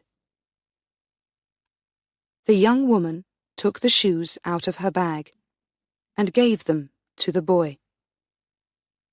She smiled and talked in a warm and friendly way. "How kind she is," thought Rhoda. "How young and sweet and innocent. Why did I have that bad dream about her? She's a friend, not an enemy." 2 days later, Mrs. Lodge came again, with a new shirt for the boy. And 12 days after that, she visited Rhoda a third time. The boy was out that day. "I like walking up here on the hill," Mrs. Lodge told Rhoda. "And your house is the only one up here." They talked about the weather and the village. Then Mrs. Lodge got up to leave. "Are you well, Rhoda?" she asked. "You look pale." "Oh, I'm always pale," said Rhoda. "But what about you, Mrs. Lodge? Are you well?" "Yes, I am, but there is something. It's nothing very bad, but I don't understand it." She uncovered her left hand and arm. There were marks on the arm, yellowy-brown marks, like marks made by fingers. Rhoda stared at them. "How did it happen?" she asked. "I don't know," said Mrs. Lodge. "One night, when I was in bed, I had a dream. And then, suddenly, my arm hurt very badly. Perhaps I hit it on something in the daytime, but I don't remember it." She laughed. "My dear husband says it's nothing very much. And he's right, of course." "Yes. Which night was that?" said Rhoda. Mrs. Lodge thought for a moment. "It was 2 weeks ago today.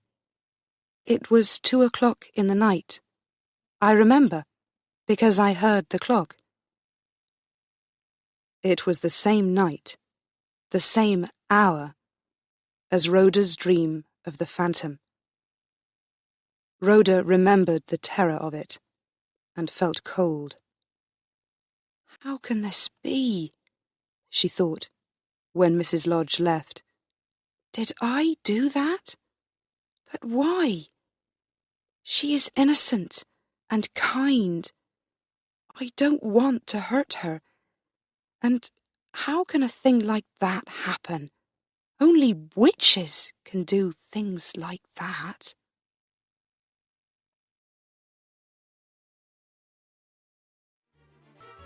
Chapter 3. The Face in the Glass.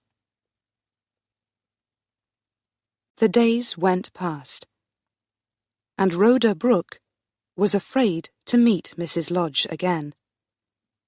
She liked her, and did not want to remember the strange dream, or the strange marks on the young wife's arm. But she could not stop thinking about them.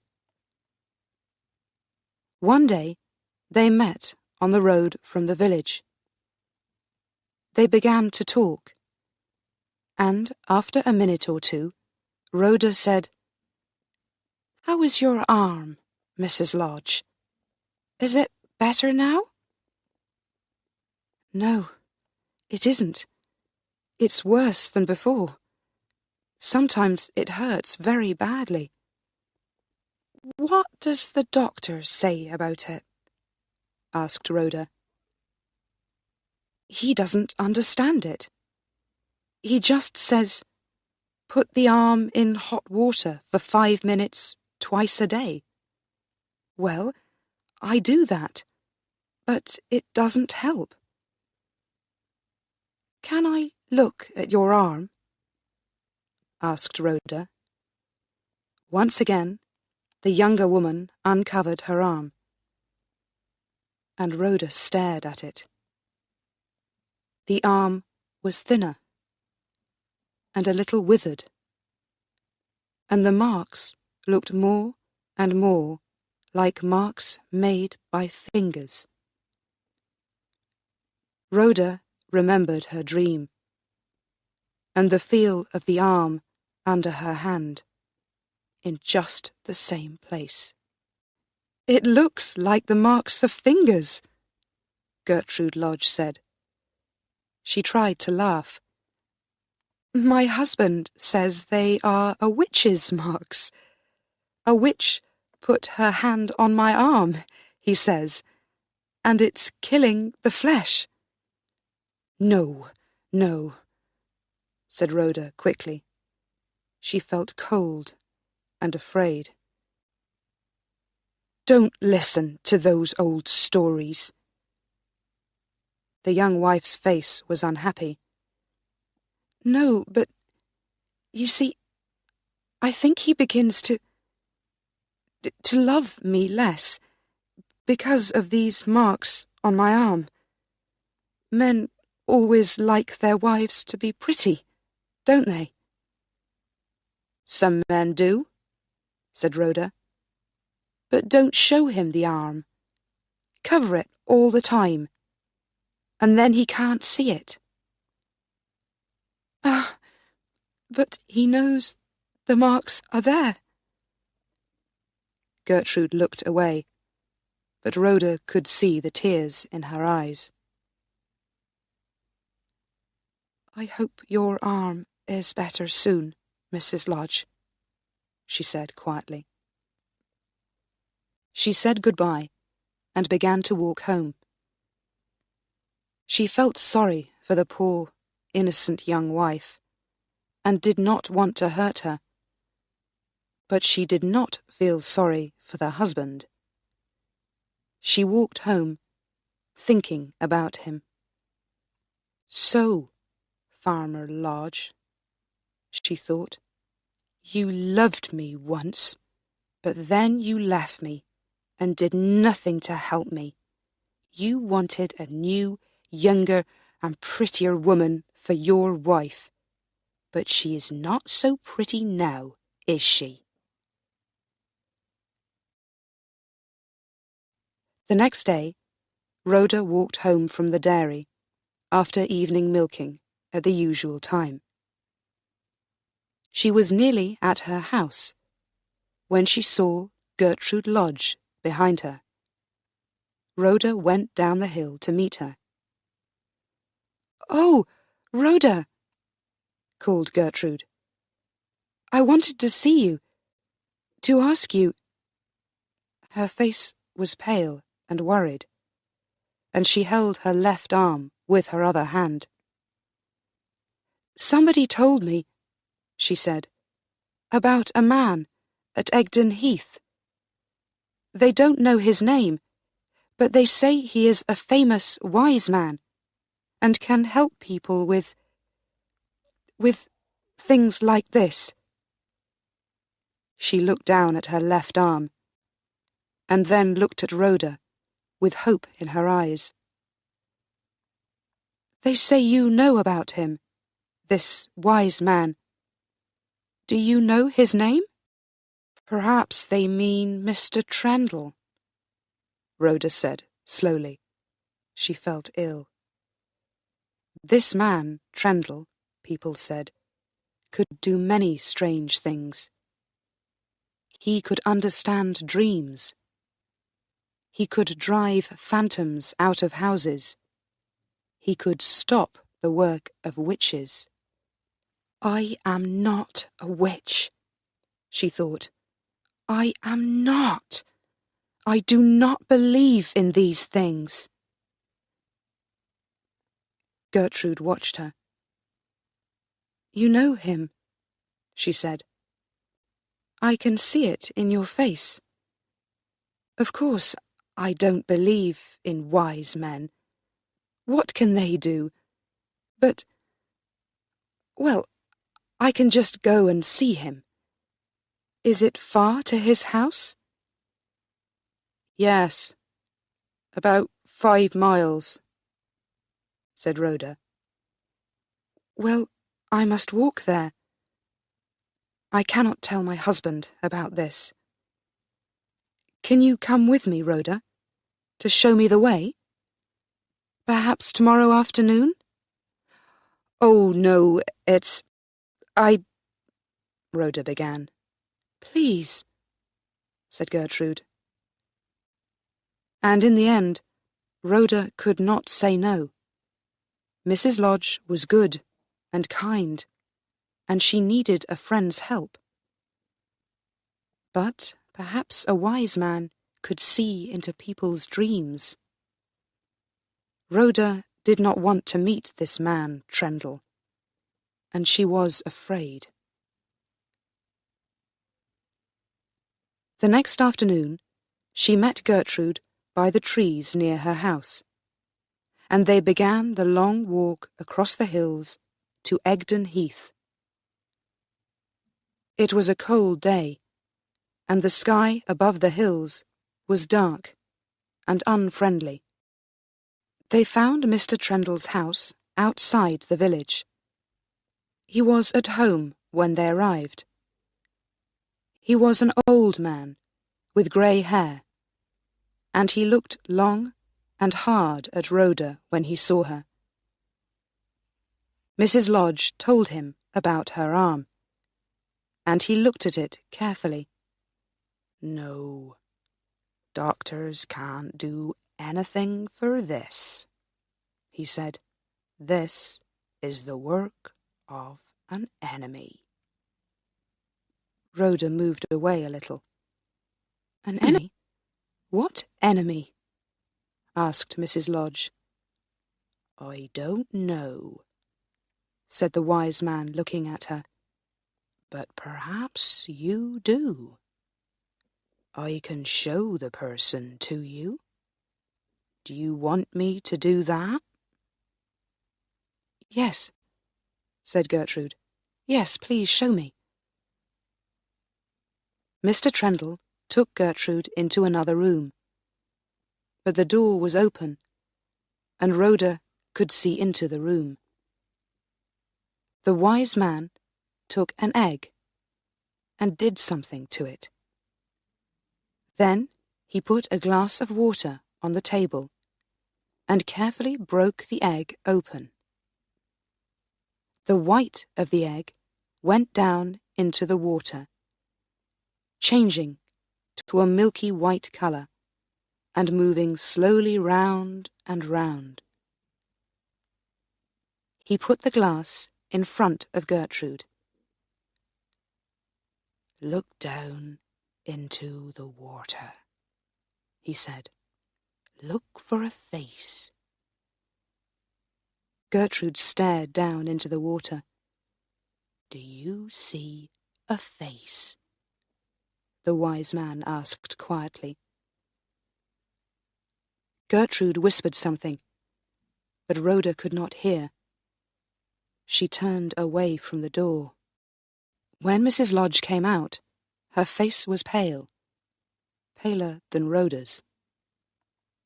Mr. Trendle closed the door behind her, and the two women began to walk home. But things were not the same between them. Did he ask for money?" Rhoda said quietly. "Oh, no, nothing. He did not want a penny," said Gertrude. "And what did you see?" asked Rhoda.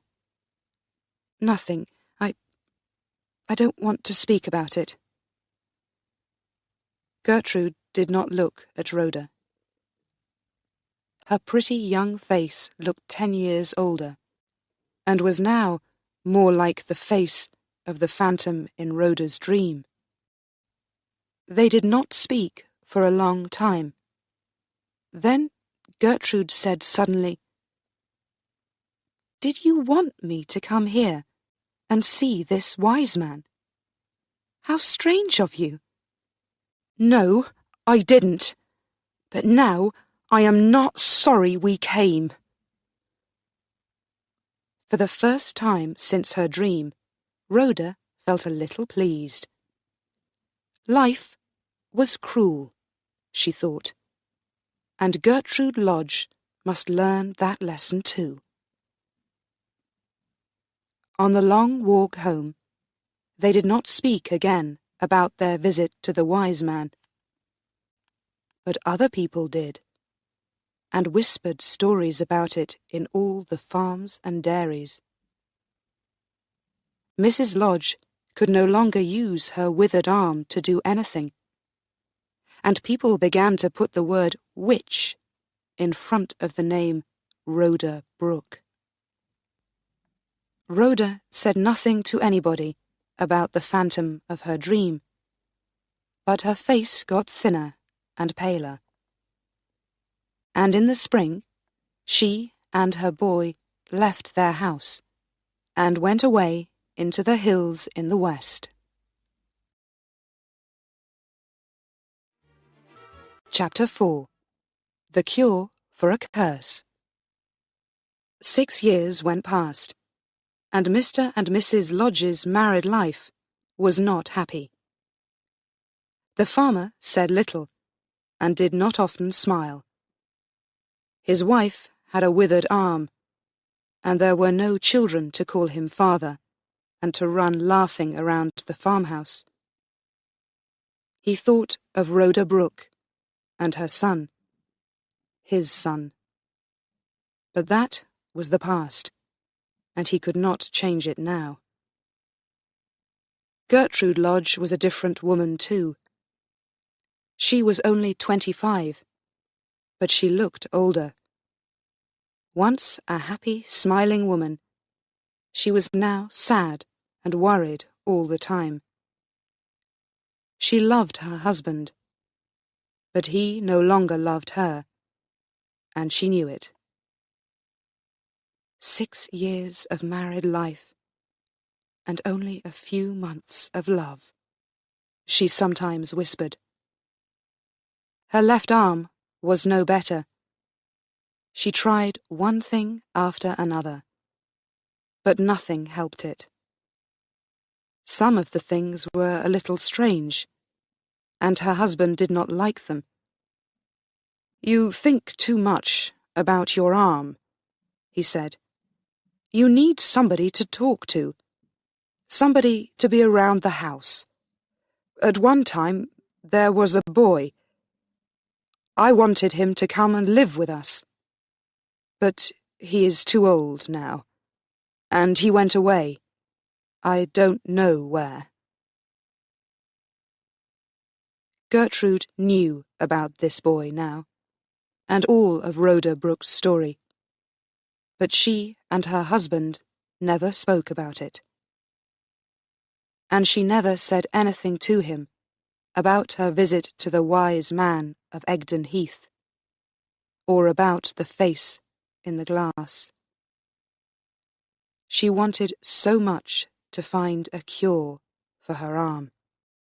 "My husband cannot love me because of this arm," she thought. "So I must find a cure for it. I must. The wise man helped me before. Perhaps he can help me again." So one day she walked to Egdon Heath. She did not know the way, but at last she found the house. "You can send away other things, I know," she said to Trendle. hair on women's faces and things like that. Why can't you send this away?" She uncovered her poor, withered arm. "No, I'm sorry, but I can't help you," said Trendle. "Your arm is withered because of a curse. It's not easy to find a cure for that." "Is there no cure anywhere?" asked Gertrude sadly. "There is one thing," Trendle began slowly, "but it's not easy for a woman to do." "Oh, tell me," said Gertrude. "Please." "You must put the withered arm on the neck of a hanged man. You must do it before he's cold, just after they take his body down." Gertrude's face was pale. "How can that do good?" "It can turn the blood, and that changes many things in the body. You must go to the jail when they hang someone, and wait for the body when they bring it in. In the old days, lots of people did it. These days, not so many do it. But it is still the best cure for a curse." Back at home, Gertrude thought about this for a long time. She tried to forget it, but she couldn't. She wanted to be pretty again. She wanted her husband to love her again. Yes, she must try this cure. She must. "But how do I do it?" she thought. "Where is the nearest jail? How can I get there? How often do they hang people? And when there is a hanging, how can I learn about it before it happens?" So many questions. There was no one to help her, but slowly she began to find the answers.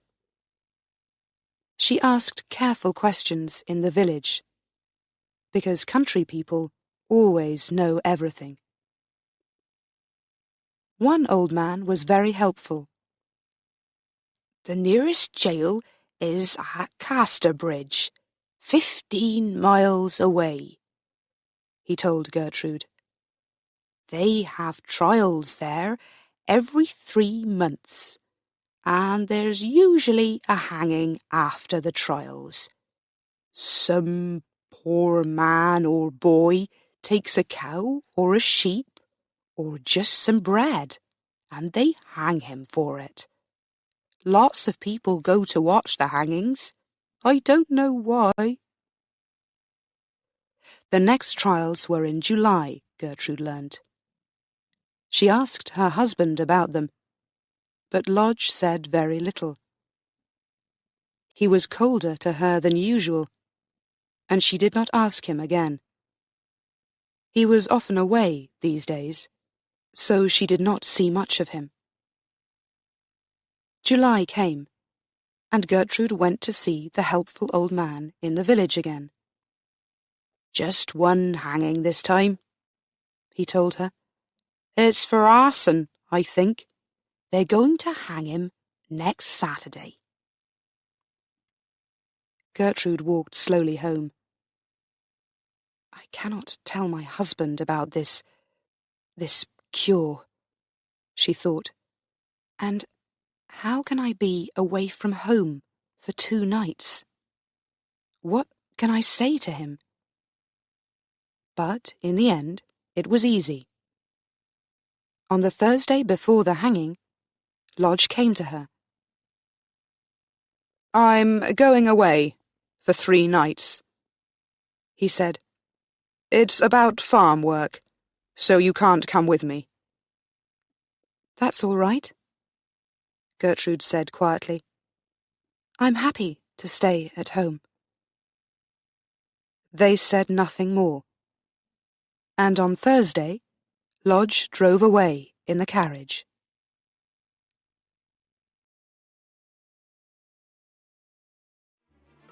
Chapter 5. The Hangman. The next morning, Gertrude got ready to leave for Casterbridge. She did not want to go by road, because she did not want to meet any of her husband's friends. So she took one of the heavy horses from the farm and rode west across the hills. She was afraid of riding with a half-dead arm, but the farm horse was quiet and slow and easy to ride.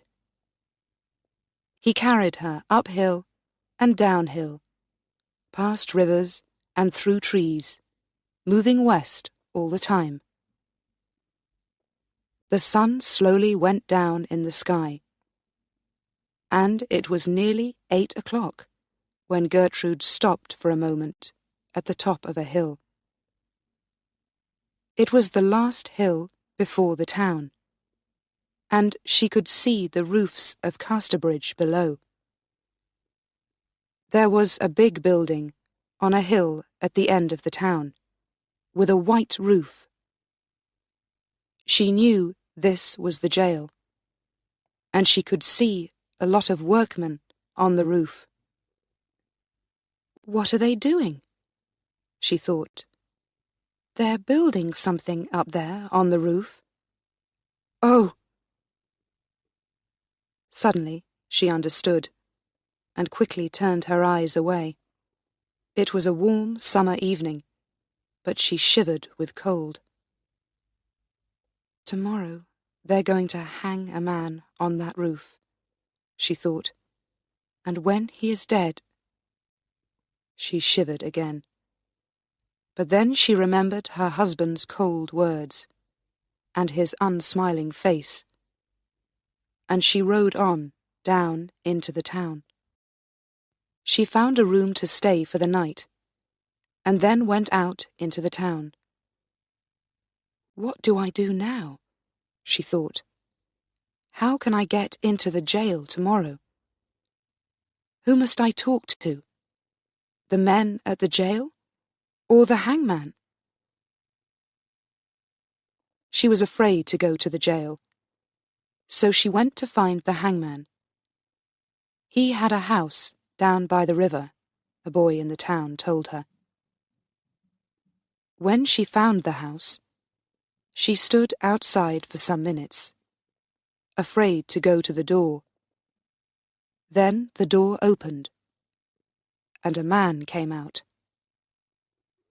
"Who are you?" he called out. "What do you want?" "I want to speak to you for a minute."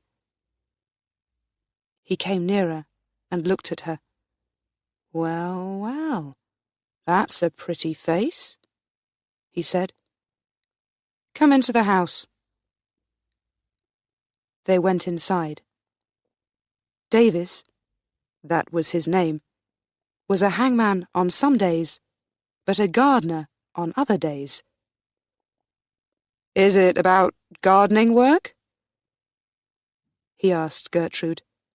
"I can't do any tomorrow, because I'm working at the jail." Yes, I know. That's why I'm here." "Ah, I thought so. Is the poor man one of your family, then? Perhaps your young brother?" "No." Davis looked at Gertrude's dress. "I don't think so. Was he one of your farm workers, perhaps?" "No. What time is the hanging?" "The same as usual. 12 o'clock. "And it is going to happen, yes?" "Oh, yes. Nothing can stop the hanging now," said Davis. "But I'm sorry for this young man. I truly am. He's only 18. They say it was arson, but I don't know. He was there when the fire began, but there were 20 other men there too, so how do they know? I think they just want to hang someone, anyone. But what can I do for you, my pretty? I need a cure, Gertrude said. A cure for a curse. And a wise man told me about the hanged man and turning the blood. Oh, yes, miss. Now I understand. People sometimes come for that, but not pretty young things like you. Well, well, what's the cure for? It's this. Gertrude uncovered her left arm. Ah, it's all withered, said the hangman, looking at it. Yes, she said. Well, a hanged man's neck is the best cure for that, he said. Your wise man was right. So, can you help me? Gertrude whispered. Usually people go to the jail and take their doctor with them and give their name and address. But yes, I can help you. For a little money, perhaps? Oh, thank you, Gertrude said. It's better like this. I don't want people to know about it. Don't want your lover to know, eh? No, husband. Aha. Very well. You can touch the body. Where is it now? She said, shivering. It? He, you mean? He's still alive tonight. He's in the jail. A little room right at the top. And what must I do tomorrow? Gertrude said. There's a little door at the back of the jail. Be there at 1 o'clock. No later. I can open the door from inside and can take you to the body when they bring him in. Good night. Don't be late.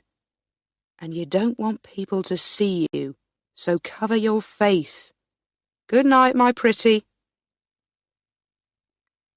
Gertrude went away and walked up to the jail on the hill. She wanted to find the little door at the back, to know it for tomorrow. Then she went back down into the town and went to her room and waited for the morning. Chapter 6. The Blood Turns. At 12:30 on Saturday, Gertrude Lodge walked up the hill to the jail. She went there by the small back streets, because there were so many people in the town. They were there for a holiday, to watch the hanging. At 1 o'clock, she was inside the jail. The hangman took her to a long, dark room with a table. Wait there, he told her. 2 or 3 minutes, no more. He went away, and Gertrude waited. She had a veil over her face, and her left arm was uncovered, ready. She stood still, with her eyes closed, listening and shivering with terror. Soon she heard noises, and could hear heavy feet on the stairs. The heavy feet came nearer, and 4 men came into the room with a long box. It was open, and in it was the body of a young man, with a cover over his face. The men put the box down on the table. Now, said a voice in Gertrude's ear. Now! But the young woman was half dead with terror, and at first she could not move. Then she opened her eyes and came up to the table. She could hear other noises outside the room, and there were more people coming. Davis, the hangman, was by her side. He uncovered the body's face, took Gertrude's hand, and put her arm across the dead man's neck. Gertrude screamed, and at once there was a second scream. A woman's scream, but not Gertrude's. Gertrude turned round. Behind her stood Rhoda Brooke, her face pale and her eyes red with crying. Behind Rhoda stood Gertrude's husband. He looked old and sad, but there were no tears in his eyes. "You! What in God's name are you doing here?" he whispered angrily. "Oh, cruel, cruel woman!" cried Rhoda. "Why do you come between us and our child now? This is the true meaning of my dream. You are like that cruel phantom at last." When Gertrude saw her husband with Rhoda, she knew at once that the dead young man was Rhoda's son. She stared at Rhoda with terror in her eyes. Then Rhoda ran to Gertrude, closed her hand round the younger woman's arm, and pulled her away from the table. When she let go of the arm, the young wife fell down at her husband's feet. She never opened her eyes again. They carried her out of the jail into the town, but she never got home alive. Perhaps it was the turning of the blood. Perhaps it was her withered arm. Perhaps it was her terror in the jail when she turned and saw Rhoda behind her. Doctors came and looked at her, but they could do nothing to help her. And 3 days later, she died. In those days, the unhappy parents of a hanged man came and took the body away after the hanging. That was why Farmer Lodge was at the jail with Rhoda that day. It was not his first visit to the jail. With Rhoda, he went many times to visit his son that summer, and that was why he was away from the farm so often. But after his young wife died, nobody ever saw Farmer Lodge in Casterbridge again. He went home to his farm, but he did not stay there long. After a short time, he sold the farm and the farmhouse and all the cows and sheep and horses. Then he went away to live in a small town by the sea. He lived very quietly, without any friends or family near him. When he died 2 years later, he left a lot of money. Most of it went to a home for poor boys. But there was money for Rhoda Brooke too. For some time, nobody could find Rhoda. Then one day, she came back to her old house near the dairy. But she never took a penny of Farmer Lodge's money. she went back to work in the dairy, and worked there for many long years, milking the cows in the morning, and again in the evening. Her dark hair turned white, and her sad, pale face looked thin and old. Most people knew Rhoda's story, and sometimes they watched her at milking time. What did she think about all those long days at morning and evening milking? But nobody ever asked her, and nobody